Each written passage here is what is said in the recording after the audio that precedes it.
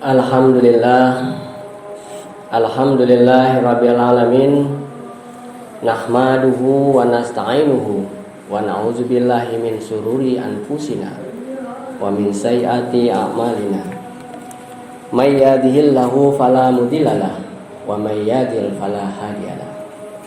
Asyhadu an la ilaha illallah wahdahu la syarikalah wa asyhadu anna Muhammadan abduhu wa rasuluh la nabiyya ba'da. Allahumma salli ala sayyidina Muhammad wa ala ali sayyidina Muhammad kama sallaita ala sayyidina Ibrahim wa ala alihi sayyidina Ibrahim fil alamina innaka Hamidum Majid. Ya ayyuhallazina amanu ittaqullaha haqqa tuqatih wa la tamutunna illa wa antum muslimun. Kalau Allah Ta'ala fil Qur'anil Azim, a'udzubillahi minasyaitonir rajim. Bismillahirrahmanirrahim. Innal ladzina amanu wal ladzina hajaru wajahadu fi sabilillah ulaika yarjuna rahmatallah wallahu ghafurur rahim. Sidang Jumat jamaah rahimakumullah, jamaah MRJ Lingga Buana yang saya hormati dan insyaallah dimuliakan Allah Subhanahu wa taala. Puji syukur kita panjatkan kehadiran Allah Subhanahu wa taala dengan senantiasa mengucapkan alhamdulillahirabbil alamin atas segala limpahan rahmat dan karunia-Nya yang tampak, yang tidak tampak, yang terlihat, tidak terlihat, yang membahagiakan secara lahiriah maupun yang menyedihkan secara lahiriah. Sesungguhnya apapun yang terjadi pada diri kita adalah hal yang terbaik yang dikehendaki Allah SWT. Sehingga rasa syukur tidak pernah ada batasannya. Tidak dibatasi oleh kegembiraan, juga tidak dibatasi oleh kesedihan. Rasa syukur atas nikmat Islam adalah mutlak, karena nikmat Islam ini adalah nikmat yang termahal, yang tidak bisa didapatkan oleh semua orang, tidak didapatkan oleh semua makhluk. Dan bersyukur kita dilahirkan dalam keadaan Islam. Dan inilah nikmat yang harus senantiasa kita syukuri, melalui sholat, melalui ibadah, melalui zakat, melalui berbagi kebahagiaan, melalui keramahan dengan sesama, melalui rasa syukur yang kita wujudkan dalam berbagai bentuk hal. Insyaallah kita termasuk orang-orang yang beruntung dan kita tidak mati dalam keadaan kafir. Amin ya rabbal alamin. Salam dan salawat kepada junjungan Nabi besar Muhammad SAW, Nabi terakhir, teladan umat manusia, baik yang muslim maupun yang bukan muslim.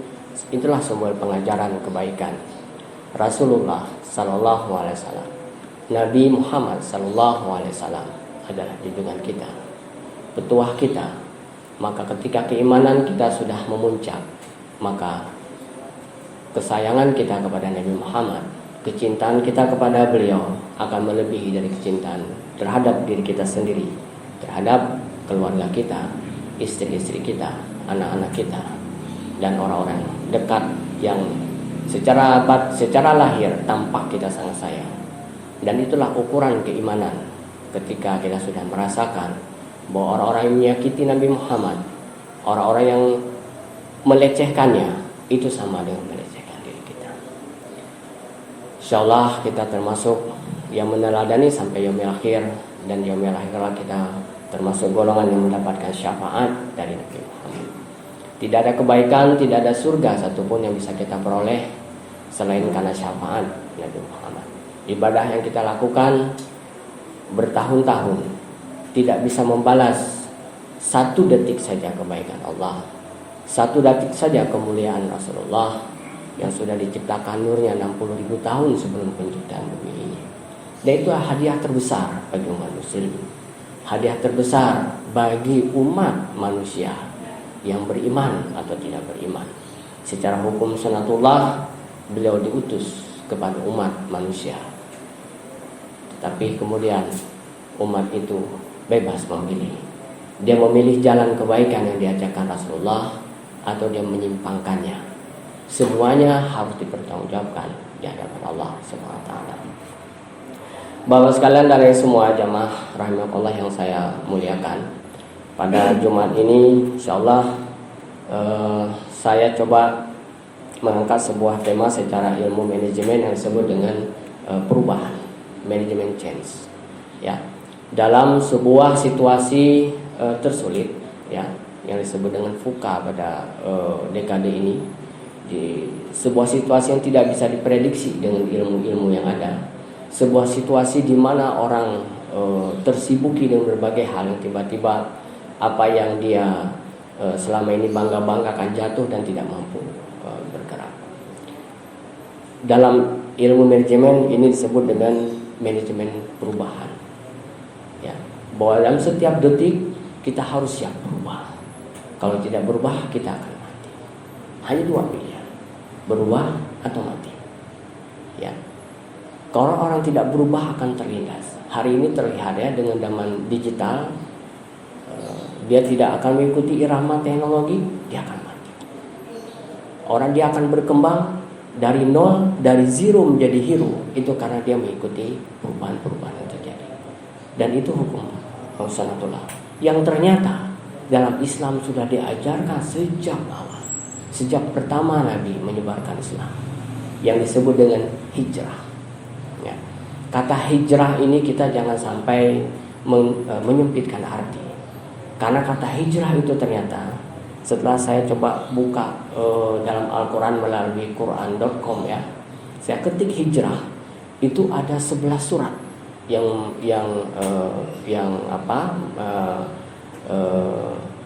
menyebut tentang hijrah. Dari 11 surat itu ada 17 ayat yang berbicara tentang hijrah. Mulai hijrah secara fisik, ya, yang pada dekade 622 dilakukan oleh Rasulullah, berpindahnya fisik Rasulullah dari Mekah pada Madinah, sampai hijrah kepada mengatasi bagaimana seseorang secara individu, ya, melakukan self improvement dengan menaklukkan rasa kesombongan di dalam dirinya. Ternyata hal yang paling sulit dalam diri manusia adalah menaklukkan, menundukkan rasa kesombongan dalam diri kita. Ya, sehingga sekarang tren, ya, kalau kita lihat Ustadz Hanan Ataki atau Ustadz Handi Boni, mereka sedang tren mengkampanyekan tentang pentingnya hijrah. Hijrah untuk para anak muda, hijrah untuk tidak mengikuti gaya-gaya orang kafir, hijrah untuk pacaran menjadi menikah, hijrah untuk yang biasa nongkrong-nongkrong di jalan, nongkrong di musola atau di masjid, hijrah yang tadinya tidak ingin membantu orang lain dengan bahagia dan senang membantu orang lain. Ya, hijrah itu ternyata pengertiannya adalah, kalau disimpulkan dengan ilmu manajemen yang saya pelajari, dia adalah bagian dari manajemen perubahan. Dan itu keharusan. Makanya sekarang hijrah bukan satu Muharram saja. Hijrah itu setiap saat. Setiap saat, ya, termasuk pandemi. Pandemi itu dipaksa kita untuk berhijrah dari kebiasaan lama menjadi sebuah kebiasaan baru. Tanpa itu maka kita tidak bisa melewati masa-masa ujian Allah. Ya, semua ujian Allah menyebabkan lahir sebuah model-model atau metode-metode baru atau manajemen pendekatan-pendekatan baru di dalam mengurusi hidup kita. Dan itu adalah bagian penting dari yang disebut dengan hijrah. Hijrah secara bahasa memang berasal dari bahasa Arab, yaitu pemindahan tadi itu, ya, pemindahan pemigrasi Nabi dari Madinah ke Mekah.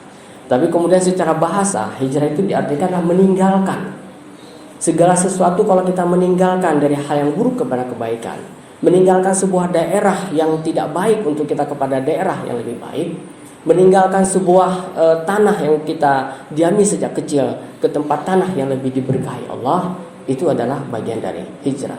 Ya, jadi meninggalkan segala hal yang buruk, yang negatif, maksiat, atau kondisi yang tidak kondusif menuju ke keadaan yang lebih baik, yang positif, serta kondisi yang kondusif guna menegakkan ajaran Islam.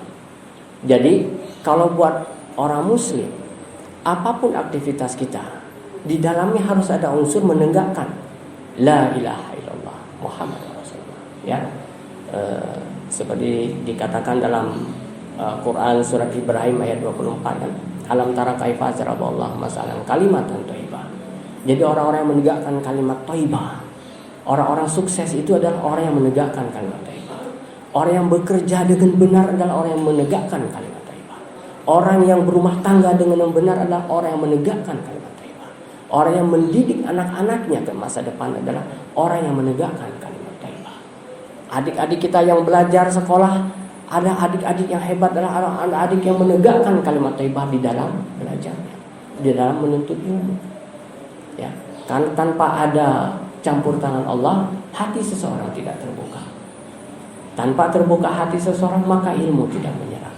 Sesungguhnya ilmu itu diucapkan ke dalam hati seseorang. Seorang guru hanya bisa memindahkan pengetahuan dari kepala si guru kepada kepala si anak. Tetapi bagaimana pengetahuan itu menjadi ilmu bagi si anak, itu adalah fungsi dari hati. Sedangkan hati adalah sebongkah daging yang tersembunyi, yang terhubung langsung dengan Allah. Ya, kalau hati itu bercahaya, maka dia mudah sekali masuk nilai kebenaran. Dan nilai kebenaran itu yang disebut dengan ilmu. Ilmu yang memberikan jalan penerangan kepada kebaikan. Allah itu adalah walinya umat muslim. Allahu waliyul ladzina amanu yukhrijuhum minadz zulumati ilan nur. Allah itu walinya kita, yang mengeluarkan kita daripada kegelapan kepada cahaya. Jadi ketika bagaimana Allah mau mengeluarkan kita dari kegelapan kepada cahaya, itu harus difungsikan hati kita. Kita harus berhijrah. Yang selama ini mengandalkan otak sebagai raja, kita harus berhijrah untuk menempatkan hati sebagai raja. Allah sudah mengatakan dalam Ihya Ulumuddin ya, Al-Ghazali mengumpamakan ada 3 kekuatan manusia yang diberikan Allah, yaitu hati, otak, dan panca indera. Ketiganya diumpamakan oleh Al-Ghazali, hati itu seperti raja, otak itu seperti perdana menteri, dan panca indera itu seperti tentara. Tugasnya berbeda. Dan hari ini dengan pengaruh dari kapitalisme, imperialisme, dan ekonomi bebas ini, semua manusia menempatkan otaknya sebagai raja. Ya, saya pernah dalam ilmu coaching berdiskusi dengan orang-orang yang mengadopsi ilmu coaching dari Barat. Dia mengatakan bahwa kekuatan tertinggi manusia ada pada values-nya. Dari mana values itu lahir? Tetapi umat Islam, kekuatan tertinggi adalah ketika kita bisa memfungsikan hati nurani kita, memfungsikan sang raja. Raja berbisik, tugas otak adalah seperti perdana menteri, mengefektifkan, memproduktifkan, mengefisienkan, membuat yang tidak mungkin menjadi mungkin, yang tidak efektif menjadi efektif. Itu tugas dari otak manusia. Surat Al-Baqarah yang 218 yang khotib bacakan tadi itu bermakna sebagai berikut. Sesungguhnya orang yang beriman dan orang yang berhijrah dan berjihad di jalan Allah, mereka itulah yang mengharapkan rahmat Allah. Allah Maha Pengampun, Maha Penyayang. Jadi orang-orang yang kita mengatakan kita selalu mengharapkan ridho dan rahmat Allah, ya Allah berikan ridhomu, ya Allah ridhoilah segala pekerjaanku, ya Allah berikan rahmatmu, ya Allah. Maka fondasinya adalah kita harus berhijrah. Kalau doa itu tidak diiringi dengan hijrah, ya, dengan perubahan setiap waktu. Kalau dalam ilmu manajemen ada namanya pencapaian jangka pendek, jangka menengah, jangka panjang, maka di sana setiap muslim harus selalu punya pencapaian jangka pendek, jangka panjang, dan jangka menengah dalam bentuk hijrah. Sudahkah kita berhijrah untuk sholat subuh di musola? Coba kita tanyakan. Sudah berapa lama kita hidup? Kita melakukan sholat memang, tapi kan sudah berhijrah. Sholat subuh minimal dan sholat isya itu kalau belum dan berat rasanya, memang sudah dikatakan dalam Al-Quran, sholat yang paling berat menggerakkan langkah dan hati manusia adalah ketika subuh dan sholat isya untuk ke masjid. Allah sudah bilang. Nah disitulah kita harus mujahadah, melawan diri kita, Suka tidak suka pergi. Kalau para ustadz, para kiai, ya, guru saya Kiai Didin Hafidudin mengatakan untuk membuat kita habit itu coba 40 hari. 40 hari merem, pokoknya saya harus ke musola. Setiap subuh, setiap isya saya harus ke musola 40 hari. Itu akan jadi habit. Setelah itu, begitu dengar azan, pasti langkah kita adalah ke masjid. Tidakkah kita bosan selalu sholat di rumah dengan usia yang sudah 40-30 tahun? Mestinya kita kan bosan. Itulah butuh sebuah hijrah. Kalau Anda menginginkan sesuatu, berhijrah. Ketika 2019 saya umroh di akhir Ramadan, 10 hari terakhir Ramadan, saya dipertemukan Allah dengan seorang ahliya yang membiayai saya untuk umroh. Dan ibu ini yang luar biasa adalah dia mengatakan kepada saya, membuat saya menjadi berpikir ulang. Pak, semua ini Pak Ustadz, ya, saya dipanggil Pak Ustadz ya, karena mendampingi umroh, menjadi leadernya ibu ini. Setiap yang kita ingin dari Allah itu harus ada biaya yang kita bayar, harus ada pengorbanan yang kita bayar. Maka yang dia lakukan adalah, dan dia merasa mampu. Kalau kita mampu membayar dengan harga 1 juta, kita membayar dengan 100.000, itu terlalu kecil pengorbanan kita, kata dia. Jadi dia setiap kali menginginkan sesuatu, dia cerita satu hari ingin anaknya sekolah di UI, lulus di UI, bisa diterima di kedokteran UI. Maka yang dilakukan adalah dia berangkat ke Bukit Tursina, tempat Nabi Musa menerima wahyu. Di sana ada sebuah masjid, katanya. Masjidnya kecil. Itu masjid sudah ratusan tahun orang bersujud. Orang-orang soleh bersujud di sana. Bayangkan hawanya orang soleh, kata dia.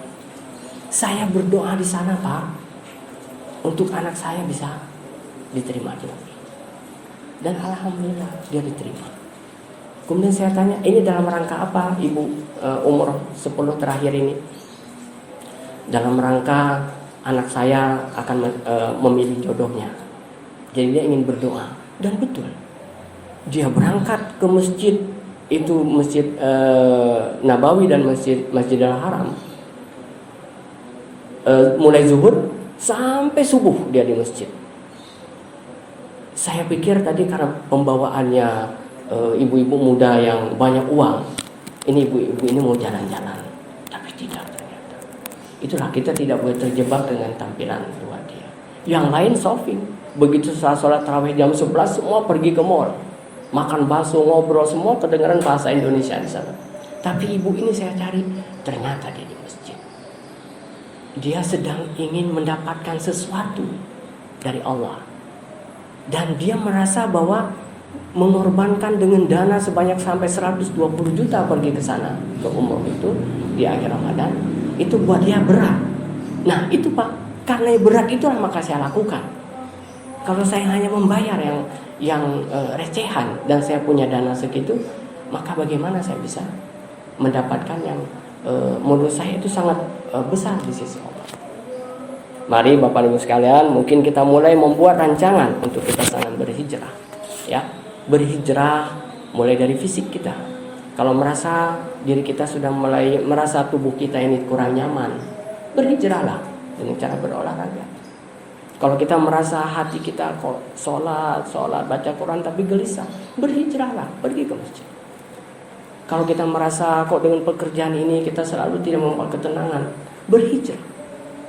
Ya, dengan menganalisa apa yang harus kita lakukan, sehingga kita membuat jadwal hijrah itu dengan secara baik. Dan diteruskan dalam surat At-Taubah ayat 20 tentang hijrah ini, ya. Kalau tadi orang yang mengharapkan rahmat dan kasih sayang Allah harus berhijrah, maka di sini dikatakan bahwa orang berhijrah adalah lebih tinggi derajatnya di sisi Allah. Jadi yang disebut dengan sabar bukan diam ternyata. Sabar terhadap ujian Allah, tidak. Tapi dia berikhtiar melakukan apapun untuk bisa merubah apa yang dia inginkan. Itu lebih mulia di sisi Allah. Mereka itulah orang-orang yang memperoleh kemenangan. Ya, kemenangan itu adalah kejayaan. Kejayaan itu adalah kesuksesan. Bukan hanya sukses di dunia, tetapi juga sukses di akhirat. Barakallahu fil Qur'anil azim wa nafani wa iyyakum minal ayati wa dzikril hakim. Aqulu qawli hadza astaghfirullah li wa lakum wa lisairil muslimin min kulli dzanbin fastaghfiruhu innahu huwal. Alhamdulillahirabbil alamin wassalatu wassalamu ala sayyidina Muhammadin wa ala alihi washabihi ajmain. Amma ba'du. Bapak dan adik-adik semua jamaah MRJ rahimakumullah yang dimuliakan Allah, pada khutbah kedua mari kita sama-sama berdoa kepada Allah SWT. Jadilah pribadi yang tawadu, ya. Jadi hijrah, puncak dari hijrah adalah mengarahkan kita menjadi pribadi yang tawadu. Pribadi tawadu itu adalah ketundukan secara total terhadap kebenaran dan tunduk terhadap perintah Allah dan Rasulnya dengan melaksanakan perintah dan menjauhi larangan, disertai sikap tawadu terhadap manusia dengan bersikap merendahkan hati, memperhatikan mereka baik yang tua maupun yang muda, dan memuliakan mereka. Kebalikannya adalah sikap sombong, yaitu menolak kebenaran dan merendahkan manusia. Jadi sikap sombong hanya bisa dikalahkan dengan sikap tawadu. Ini ada dalam ada dalam kitab Bahjatu Qulubil Abrar halaman 100. Semoga Allah ridho, Allah SWT meridhoi kita semua. Kita termasuk golongan orang-orang yang sukses berhijrah dari sikap sombong menuju tawadu. Amin. Mari kita sama-sama menadahkan tangan kita berdoa kepada Allah SWT. Allahumma shalli ala Muhammad wa ala ali Muhammad kama shallaita ala Ibrahim wa ala Ibrahim fil alamin innaka Hamidum Majid. Allahumma ighfir muslimina wal muslimat wal mu'minina wal mu'minat wal ahya minhum wal amwat innaka samiun qaribun muhibbud da'wat. Allahumma afini fi badani, Allahumma afini fi sami, Allahumma afini fi basari, la ilaha illa anta. Allahumma ya Allah, ampunilah dosa kami, sayangilah kami dan keluarga kami, rahmatilah kami, ridhoilah dan bukalah jalan pada kesuksesan kami di dunia dan akhirat. Kuatkanlah persaudaraan di antara kami di lingkungan Lingga Buana ini. Ya Allah, jadikanlah kami hamba-hambamu yang pandai bersyukur atas semua nikmat yang telah Engkau berikan dan karuniakan, terutama nikmat Islam. Berilah kemampuan kami untuk bersabar atas semua ujian-Mu. Berilah kesembuhan pada saudara-saudara kami yang terkena wabah pandemi COVID-19. Bilapun karena penyakit ini menjadi cara kami harus kembali kepadamu, ya Allah, wafatkanlah kami dalam keadaan muslim dan husnul khotimah. Ya Allah, kami berharap dan memohon kepadamu, semoga ketika ajal kami dijemput oleh malaikat-Mu, kami sedang menunaikan ibadah, kami sedang bertaubat, kami sedang menangis mengingat kepadamu. Ya Allah, pertemukanlah kami kembali dalam surga-Mu kelak. Rabbana la tu'akhidna in nasina aw akhtana. Rabbana wa la tahmil alaina isran kama hamaltahu 'alal ladzina min qablina. Rabbana wa la tuhammilna ma la taqata lana bih wa'fu 'anna waghfir lana warhamna anta maulana fansurna 'alal qaumil kafirin. Rabbana atina fid dunya hasanah wa fil akhirati hasanah wa qina azabannar. Wa sallallahu ala sayyidina Muhammadin wa ala alihi wasallam ajmain. Walhamdulillahirabbil alamin.